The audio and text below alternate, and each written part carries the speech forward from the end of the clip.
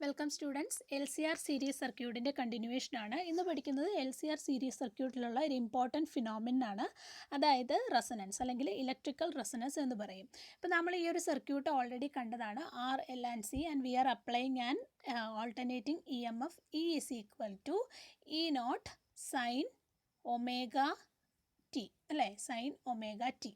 അപ്പോൾ ഇവിടുത്തെ ഇംപീഡൻസ് എന്ന് പറഞ്ഞാൽ എന്താണ്? Square root of R square plus XL minus XC the whole square, and I can be written as E by Z, where Z is the impedance, this value. Okay, ഇനി നമുക്ക് സെഡിൻ്റെ value change ചെയ്യണമെങ്കിൽ അല്ലെങ്കിൽ ഫ്രീക്വൻസിക്ക് അനുസരിച്ച്, ഏത് ഫ്രീക്വൻസിക്ക്? നമ്മളിവിടെ ഒരു ഓൾട്ടർനേറ്റിംഗ് EMF അപ്ലൈ ചെയ്ത് കൊടുത്തല്ലോ, അപ്പോൾ അതിൻ്റെ അകത്തൊരു ഫ്രീക്വൻസി വരുന്നുണ്ടല്ലോ, E is equal to E naught sin omega t, and omega is 2πf ആണ് അല്ലേ. So omega is the angular frequency. അപ്പോൾ ആ ഒരു ഫ്രീക്വൻസി ചേഞ്ച് ചെയ്യുന്നതിനനുസരിച്ച് ഈ സെഡിനും വേരിയേഷൻ വരും. എന്തുകൊണ്ടാണ് വേരിയേഷൻ വരുന്നത്?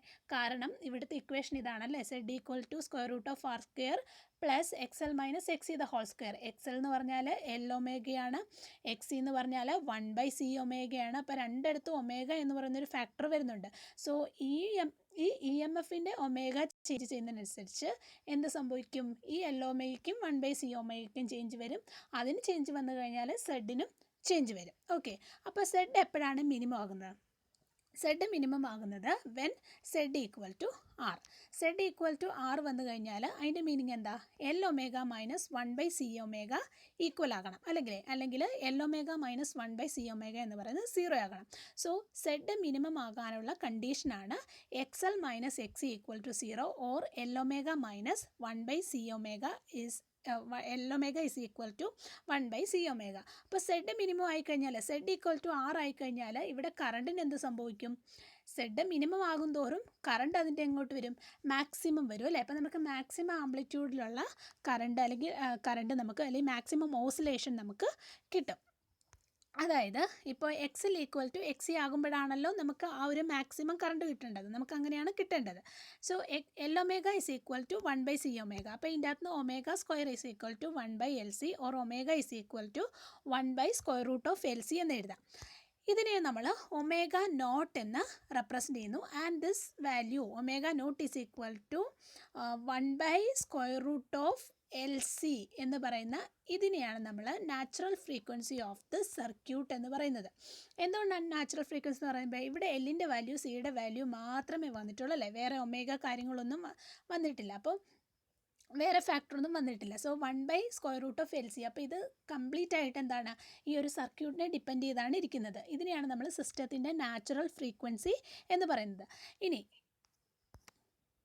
Okay, Z minimum is equal to R എന്ന് ഞാൻ ഓൾറെഡി പറഞ്ഞല്ലോ. Omega naught is the natural frequency, അല്ലെങ്കിൽ വേറെ രീതി പറയുകയാണെങ്കിൽ 2πf നോട്ട്. ആ എഫ് നോട്ടിനെ നമുക്ക് റെസൊനൻസ് ഫ്രീക്വൻസി എന്ന് പറയാനായിട്ട് പറ്റും. So the condition for resonance is that the frequency of the applied EMF should be equal to the natural frequency of the circuit. And what is the natural frequency of the circuit? It is 1/സ്ക്വയർ root of LC.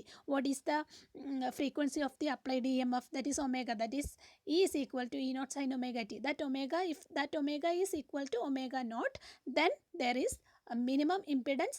If there is minimum impedance means there is a maximum current, and this phenomenon is called a resonance. Okay, ഇനി നമുക്ക് ഈ ഒരു omega naught കൂടിയാലും കുറഞ്ഞാലും എന്താ സംഭവിക്കുന്നതെന്ന് നോക്കാം. ഇപ്പോൾ നമ്മൾ ഒമേഗ അപ്ലൈ ചെയ്തിരിക്കുന്നത് ഒമേഗ നോട്ടിനേക്കാളും കൂടുതലാണെന്ന് വിചാരിക്കുക. സപ്പോസ് ഇതാണ്. അപ്പോൾ ഈ ഒമേഗ നോട്ടിനേക്കാളും കൂടുതലാണെന്ന് വിചാരിക്കുക. ഏതാണ്? സപ്ലൈ ചെയ്ത voltage is equal to E naught sin omega t. ആ ഒരു ഒമേഗ നമ്മൾ കൊടുത്തിരിക്കുന്ന ഒമേഗ നോട്ടിനേക്കാളും കൂടുതലാണെന്ന് വിചാരിക്കുക. അങ്ങനെ കൂടുതലാണെങ്കിൽ ഈ L ഒമേഗ എന്ത് വരും? ഇൻക്രീസ് ചെയ്യും. ഈ 1/C ഒമേഗ ഡിക്രീസ് ചെയ്യും. എനിവേ നമ്മൾക്ക് കിട്ടുന്ന ഒരു പോസിറ്റീവ് വാല്യൂ കിട്ടും. അതിൻ്റെ സ്ക്വയറാണ് ഇവിടെ എടുക്കുന്നത്. സ്ക്വയർ എടുക്കുമ്പോൾ ആകെയുള്ള ഒരു എഫക്റ്റ് എന്ന് പറഞ്ഞാൽ സെഡ് എന്ത് ചെയ്യും? ഇൻക്രീസ് ചെയ്യും. ഇനി അതുപോലെ തന്നെ ഇപ്പം നമ്മൾ സപ്ലൈ ചെയ്ത് കൊടുത്തിരിക്കുന്ന വോൾട്ടേജ് അതിൻ്റെ ഫ്രീക്വൻസി ഒമേഗ നോട്ടിനേക്കാളും കുറവാണെന്ന് വിചാരിച്ചിട്ട്, കുറവാണെന്ന് പറഞ്ഞാലും L ഒമേഗ എന്ത് വരും? ഡിക്രീസ് ചെയ്യും. 1/C ഒമേഗ ഇൻക്രീസ് ചെയ്യും. എനിവേ ഇത് നമ്മൾ സ്ക്വയർ ചെയ്യുന്നതുകൊണ്ട് തന്നെ ടോട്ടൽ എഫക്റ്റ് വരുമ്പോൾ എന്താണ്? സെഡ് ഇൻക്രീസ് ചെയ്യും.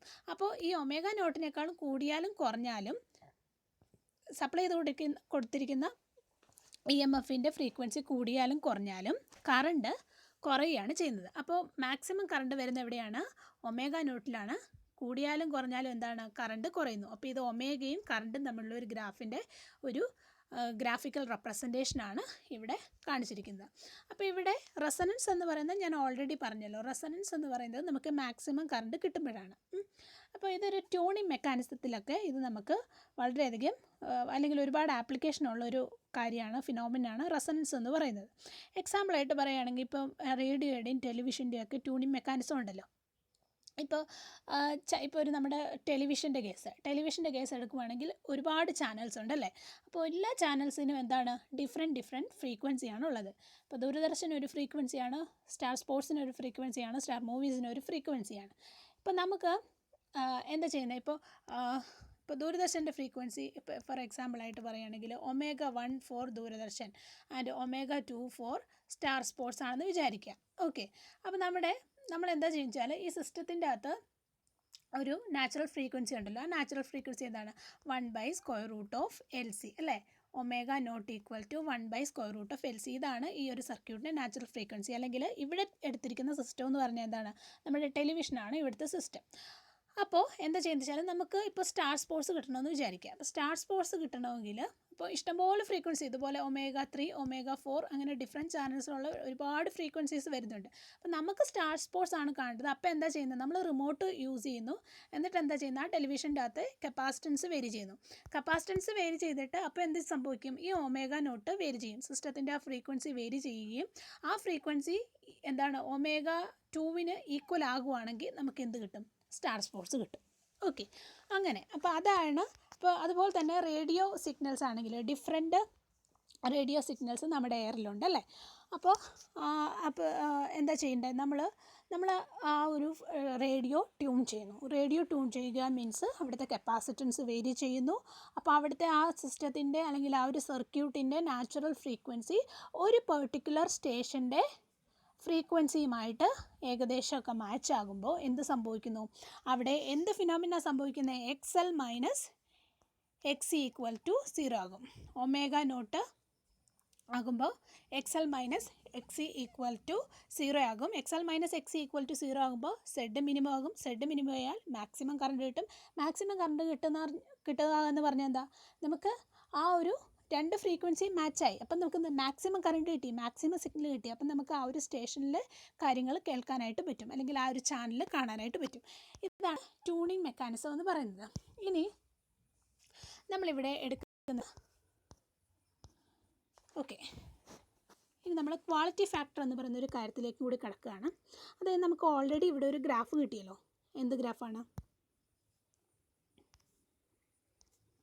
അതായത് ഓക്കെ, നമ്മൾ ഒമേഗയും അതുപോലെ തന്നെ കറണ്ടും തമ്മിലുള്ള ഒരു ഗ്രാഫ് ഇവിടെ വരച്ചു. ഗ്രാഫ് വരച്ചപ്പോൾ നമുക്ക് ഇങ്ങനെ ഒരു ഗ്രാഫാണ് കിട്ടിയത്. Ω0 എന്ത് വരും, മാക്സിമം കറണ്ട് വരും അല്ലേ.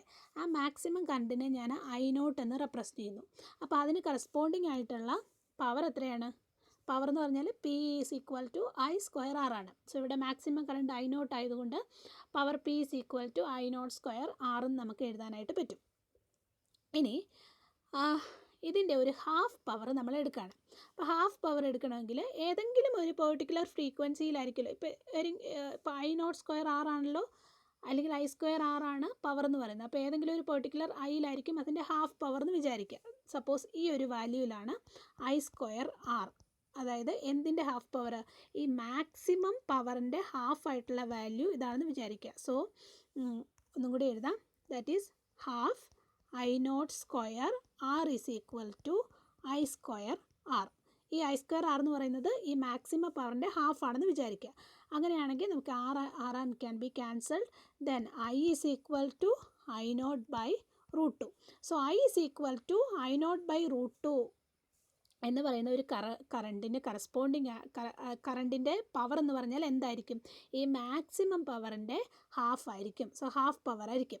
അപ്പോൾ അങ്ങനെ ഒരു കറണ്ട് നമ്മൾ ചൂസ് ചെയ്യുന്നു. അതിന് കറസ്പോണ്ടിങ് ആയിട്ടുള്ള രണ്ട് ഫ്രീക്വൻസിയും നമുക്ക് ഇവിടെ കിട്ടുന്നു, Ω1 Ω2. അപ്പോൾ ഈ വരുന്ന ഫ്രീക്വൻസീസ് എല്ലാം എന്തുകൊണ്ടാണ് നമ്മൾ ഈ ഹാഫ് പവർ ചൂസ് ചെയ്യുന്നതിൻ്റെ കാര്യം എന്താണെന്ന് വെച്ചാൽ, ഈ ഹാഫ് പവറിനുള്ളിൽ വരുന്ന അല്ലെങ്കിൽ I0/√2 ആ ഒരു കറണ്ടിന് കറസ്പോണ്ടിങ് ആയിട്ട് വരുന്ന രണ്ട് ഫ്രീക്വൻസിക്കിടയിലുള്ള എല്ലാ ഫ്രീക്വൻസീസും സിഗ്നിഫിക്കൻ്റ് തന്നെയാണ്. അപ്പം നമുക്ക് കേൾക്കേണ്ടത് Ω0 എന്ന് പറയുന്ന ആ മാക്സിമം ആണ് അല്ലേ. ആ മാക്സിമം കറണ്ട് കിട്ടും. എന്നാൽ നമുക്ക് എന്താണ്, കുറച്ച് റേഞ്ച് ഓഫ് ഫ്രീക്വൻസീസും കൂടി അവിടെ സിഗ്നിഫിക്കൻ്റ് ആണ്. ചില കാര്യങ്ങൾക്ക് നമുക്ക് ആവശ്യമാണ്. ഓക്കെ, അതുകൊണ്ടാണ് നമ്മളവിടെ ഹാഫ് പവർ എടുക്കുന്നത്. ഇപ്പം എക്സാമ്പിളായിട്ട് പറയുകയാണെങ്കിൽ നമ്മളൊരു മ്യൂസിക് കേൾക്കുന്നു എന്ന് വിചാരിക്കാം. അപ്പം മ്യൂസിക് കേൾക്കുമ്പോൾ ഒരാൾ പാട്ട് പാടുമ്പോൾ അയാളുടെ സൗണ്ടിന് ഒരു പെർട്ടിക്കുലർ ഫ്രീക്വൻസി ഉണ്ടല്ലേ. അപ്പോൾ അതിൻ്റെ കൂടെ കുറച്ച് ഇൻസ്ട്രുമെൻസും അതിൻ്റെ കൂടെ ഉണ്ടെന്ന് വിചാരിക്കാം. ചിലപ്പോൾ വയലിനായിരിക്കും, അത് ചിലപ്പോൾ ഇയാളുടെ സൗണ്ടിനേക്കാളും കൂടിയ ഫ്രീക്വൻസി ആയിരിക്കും. ഇപ്പോൾ ഈ ഒമേഗ നെറ്റിനേക്കാളും കൂടിയ ഫ്രീക്വൻസി. ഇനി ചിലപ്പോൾ വേറൊരു ഇൻസ്ട്രുമെൻറ്റ്, എക്സാമ്പിൾ ഡ്രം ആണെന്ന് വിചാരിക്കുക, അത് ചിലപ്പോൾ ഉപയോഗിക്കുന്നത് ഇയാളുടെ സൗണ്ടിനേക്കാളും മിനിമം ഫ്രീക്വൻസി ആയിരിക്കും, കുറവ് ഫ്രീക്വൻസി ആയിരിക്കും. അപ്പോൾ അതെല്ലാം കൂടി വരുമ്പോഴാണ് അവിടെ മ്യൂസിക് വരുന്നത് അല്ലേ. അപ്പോൾ ഡിഫറെൻറ്റ് ഫ്രീക്വൻസീസ്, അപ്പോൾ ഇതിനിടയ്ക്കുള്ള ഫ്രീക്വൻസീസ് ഒക്കെ നമുക്ക് ആവശ്യമാണ്. അപ്പോൾ ഈ ഒരു കേസിൽ ഇത് സിഗ്നിഫിക്കൻ്റ് ആണ്. എന്നാൽ ചില കേസിൽ അത് നമുക്ക് സിഗ്നിഫിക്കൻ്റ് അല്ല. ഫോർ എക്സാമ്പിളായിട്ട് പറയുകയാണെങ്കിൽ, ഇപ്പം നമ്മളൊരു ടെലിഫോൺ ഒരാളെ കോൾ ചെയ്യുന്നു എന്ന് വിചാരിക്കാം. അപ്പോൾ നമ്മളതിനെ കോൾ ചെയ്യുമ്പം ആ കോൾ ചെയ്യുന്ന ആളുടെ സൗണ്ട് മാത്രം നമുക്ക് കേട്ടാൽ മതി അല്ലേ. ഈ ഒരു മാക്സിമം ആ ഒരു പെർട്ടിക്കുലർ ഫ്രീക്വൻസി മാത്രം കേട്ടാൽ മതി. എന്നാൽ അതിനിടയ്ക്ക് വേറെ കുറച്ച് ഫ്രീക്വൻസീസ് ഒക്കെ വന്നു കഴിഞ്ഞാൽ അതിനെ നമ്മൾ എന്ത് പറയും? നോയ്സ് എന്ന് പറയും. വേറെ ആൾക്കാരുടെ സൗണ്ടൊക്കെ അതിൻ്റെ ഇടയ്ക്ക് വന്നു കഴിഞ്ഞാൽ, അല്ലെങ്കിൽ വേറെ ആളുകൾ സംസാരിക്കുന്ന ഇടയ്ക്ക് വന്നു കഴിഞ്ഞാൽ അതിനെ നമ്മൾ നോയ്സ് പറയും. അപ്പോൾ ആ ഫ്രീക്വൻസീസ് നമുക്ക് ആവശ്യമില്ല അല്ലേ. അപ്പോൾ അങ്ങനെയുള്ള കേസിൽ നമുക്ക് ഏത് ഇൻസ്ട്രുമെൻ്റ് ആണോ അതിനനുസരിച്ച് നമുക്കതിൻ്റെ ക്വാളിറ്റി ഇൻക്രീസ് ചെയ്യേണ്ടതുണ്ട്. ഓക്കെ, എൻ്റെ ബാൻഡ് വിഡ്ത്ത് അഡ്ജസ്റ്റ് ചെയ്യേണ്ടതുണ്ട്. അപ്പോൾ ഇതാണ് ബാൻഡ് വിഡ്ത്ത് എന്ന് പറയുന്നത് കേട്ടോ. ഈ ω1 - ω2 ഇതാണ് ബാൻഡ് വിഡ്ത്ത് എന്ന് പറയുന്നത്. അപ്പോൾ ടെലിഫോണിൻ്റെ കേസിലാണെങ്കിൽ നമുക്ക് ഇങ്ങനെ ഒരു ഗ്രാഫാണ് നമുക്ക് കിട്ടുന്നതെങ്കിൽ കുറച്ചും കൂടി ഹെൽപ്ഫുള്ളാണ്. അതെന്തുകൊണ്ടാണ്? അപ്പോൾ ഇങ്ങനെയാണെങ്കിൽ ഐ കൂടി. ഓക്കെ, ഐ കൂടി. അപ്പോൾ ഇതാണ് മാക്സിമം പവർ വരുന്നത്. ഇതിന് കറസ്പോണ്ടിങ് ആയിട്ട് മാക്സിമം പവർ ഇവിടെ വരുന്നു. ചിലപ്പോൾ ഹാഫ് പവർ ഇവിടെ ആയിരിക്കും വരുന്നത്. അപ്പോൾ നേരത്തെ ഇത്രയും ബാൻഡ് വിഡ്ത്തായിരുന്നു, ഇപ്പോൾ എത്രയേ ഉള്ളൂ? ഇത്രയും ബാൻഡ് വിഡ്ത്തേ ഉള്ളൂ. അതുകൊണ്ട് നമുക്ക് ഈ ഒരു റേഞ്ചിലുള്ള ഫ്രീക്വൻസി, ഈ രണ്ട് റേഞ്ചിലുള്ള ഫ്രീക്വൻസീസ് മാത്രം നമുക്ക് വന്നാൽ മതി. അപ്പോൾ ഇത് ഓരോ ഇൻസ്ട്രുമെൻറ്റിനനുസരിച്ചും ആ ക്വാളിറ്റി ഇൻക്രീസ് ചെയ്യണം. അതുകൊണ്ടാണ് ഇവിടെ ക്വാളിറ്റി ഫാക്ടർ എന്ന് പറയുന്നത്. അതുപോലെ തന്നെ ഇവിടെ ഈ ഒരു ഗ്രാഫ് കുറച്ചും കൂടി ഷാർപ്പാണ് അല്ലേ. ഈ ആദ്യത്തെ ഗ്രാഫിനേക്കാളും കുറച്ചും കൂടി ഷാർപ്പാണ്. അതുകൊണ്ടാണ് ഇവിടെ നമുക്ക് വേറൊരു രീതിയിൽ തന്നെ പറയാറുണ്ട്, അതായത് ഷാർപ്നെസ് ഓഫ് റെസണൻസ് എന്നും കൂടി അതിന് പറയാറുണ്ട്. അപ്പോൾ ഇതൊക്കെ എങ്ങനെ പോസിബിൾ ആകുന്നതെന്ന് വെച്ചാൽ, ഇപ്പോൾ നമ്മുടെ സർക്യൂട്ടിലുള്ള ഇൻഡക്റ്റൻസിൻ്റെ വാല്യൂ ഒക്കെ അഡ്ജസ്റ്റ് ചെയ്ത് കഴിഞ്ഞാൽ നമുക്ക് ഇതിൻ്റെ ക്വാളിറ്റി ഫാക്ടർ ഇൻക്രീസ് ചെയ്യാനായിട്ട് പറ്റും. ഇപ്പോൾ എക്സാമ്പിളായിട്ട് പറയുകയാണെങ്കിൽ, ഇതാണ് നമ്മുടെ സർക്യൂട്ട് എന്ന് വിചാരിക്കാം. സർക്യൂട്ടിൽ നമ്മളൊരു അപ്ലൈഡ് EMF കൊടുക്കുന്നു. അപ്പോൾ ഇവിടെ ഇത് റെസിസ്റ്റൻസ്, ഇൻഡക്ടർ, കപ്പാസിറ്റർ. ഇപ്പോൾ റെസിസ്റ്റൻസിന് അക്രോസ് ആയിട്ടുള്ളൊരു വോൾട്ടേജ് ഉണ്ട്. ഇത് ഓൾറെഡി ട്യൂൺഡ് സർക്യൂട്ടാണെന്ന് വിചാരിക്കുക. ട്യൂൺഡ് സർക്യൂട്ട് എന്ന് പറഞ്ഞാൽ എന്താ? VL = VC or XL = XC. And series ആയതുകൊണ്ട് സെയിം കറണ്ടാണല്ലോ പാസ് ചെയ്യുന്നത്. I എന്ന് പറയുന്ന കറണ്ടാണ് എല്ലായിടത്തും പാസ് ചെയ്യുന്നത്. സപ്പോസ് ഇവിടെ നമ്മൾ കൊടുക്കുന്ന ഒരു 5 വോൾട്ടും 1 ആംപിയർ കറണ്ടുമാണെന്ന് വിചാരിക്കുക. അപ്പോൾ 5 വോൾട്ട് ഇവിടെ കൊടുക്കുന്നു.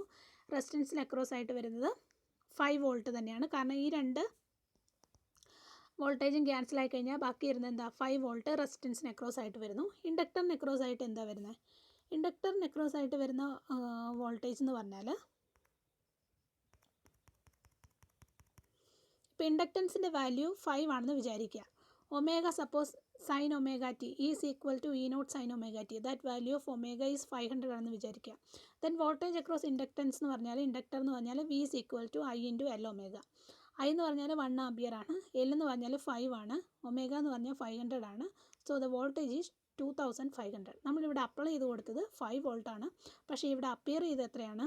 2500 വോൾട്ട്. അപ്പോൾ നമുക്ക് മാക്സിമം വാല്യൂ കിട്ടി അല്ലേ. അപ്പോൾ നമുക്ക് അങ്ങനെ ക്വാളിറ്റി ഫാക്ടർ. അപ്പോൾ ഇവിടെ നമുക്കൊരു സർക്യൂട്ട് കണക്ട് ചെയ്തിട്ട് നമുക്ക് സ്പീക്കറോ മറ്റോ ഒക്കെ കണക്ട് ചെയ്യുകയാണെങ്കിൽ നമുക്ക് ആവശ്യത്തിനുള്ള ആ ഒരു രീതിയിലുള്ള ആംപ്ലിറ്റ്യൂഡിലുള്ള സിഗ്നൽ നമുക്ക് കിട്ടുന്നു. ഓക്കെ, അപ്പോൾ അങ്ങനെ നമുക്ക് ക്വാളിറ്റി ഫാക്ടർ ഇൻക്രീസ് ചെയ്യാനായിട്ട് പറ്റും. അപ്പോൾ ക്വാളിറ്റി ഫാക്ടർ ഇൻക്രീസ് ചെയ്യണമെങ്കിൽ ഇൻഡക്റ്റൻസിൻ്റെ വാല്യൂ ഇൻക്രീസ് ചെയ്താൽ മതി. അപ്പോൾ ഇതിൻ്റെ ഒരു ഇക്വേഷൻ നോക്കിയേ. ക്വാളിറ്റി ഫാക്ടറിൻ്റെ ഒരു ഇക്വേഷനാണ് Q = voltage across L or C divided by voltage across R. Voltage across L or C എന്ന് പറഞ്ഞാൽ ഞാൻ ഇവിടെ വോൾട്ടേജ് അക്രോസ് L ആണ് എടുക്കുന്നത്. So I × L omega divide by I × R. I and I can be cancelled, then L omega by R.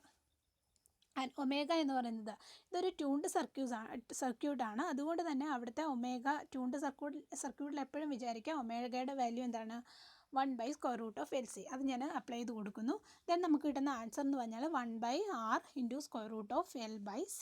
അപ്പോൾ ഇവിടെ ഇൻഡക്റ്റൻസിൻ്റെ value increase ചെയ്യുക, കപ്പാസിറ്ററിൻ്റെയും റെസിസ്റ്റൻസിൻ്റെയും value കുറയ്ക്കുക. അങ്ങനെ നമുക്ക് ഈ ഒരു സർക്യൂട്ടിൻ്റെ ക്വാളിറ്റി അല്ലെങ്കിൽ quality of tuning or sharpness of tuning നമുക്ക് ഇൻക്രീസ് ചെയ്യാനായിട്ട് പറ്റും. ഇപ്പോൾ വേറൊരു രീതിയിൽ ഇവിടെ കൊടുത്തിരിക്കുന്ന വേറൊരു ഇക്വേഷനും കൂടിയുണ്ട്. ഫോർ എക്സാമ്പിൾ നമ്മളവിടെ 2 ഹാഫ് പവർ മാക്സിമം നമ്മൾ 2 വാല്യൂസ് കൺസിഡർ ചെയ്തല്ലോ, ω1 ω2. അപ്പോൾ ω1 എന്ന് പറഞ്ഞത് ω0 + delta ω and ω2 is equal to ω0 - delta ω. അതിൻ്റെ ഒരു ഡിഫറൻസ് എന്ന് പറഞ്ഞാൽ എന്ത് കിട്ടും? നമുക്ക് 2 ഡെൽറ്റ ω കിട്ടും. ഇതിനാണ് നമ്മൾ ബാൻഡ് വിഡ്ത്ത് എന്ന് പറയുന്നത്. അപ്പോൾ ക്വാളിറ്റി ഫാക്ടർ അല്ലെങ്കിൽ ഷാർപ്നെസ് ഓഫ് റെസൊണൻസിൻ്റെ മറ്റൊരു ഇക്വേഷനാണ് Q = ω0/2 ഡെൽറ്റ ω. സോ സപ്പോസ് നമുക്ക് ω0 ഇൻക്രീസ് ചെയ്യുവാണെങ്കിൽ നമുക്ക് ക്വാളിറ്റി ഫാക്ടർ ഇൻക്രീസ് ചെയ്യാനായിട്ട് പറ്റും. അതായത് സപ്പോസ് നമുക്കൊരു മാക്സിമം അല്ലെങ്കിൽ നമുക്ക് കുറച്ച് ബാൻഡ് വിഡ്ത്ത് കൂടുതൽ വേണമെന്ന് വിചാരിക്കാം.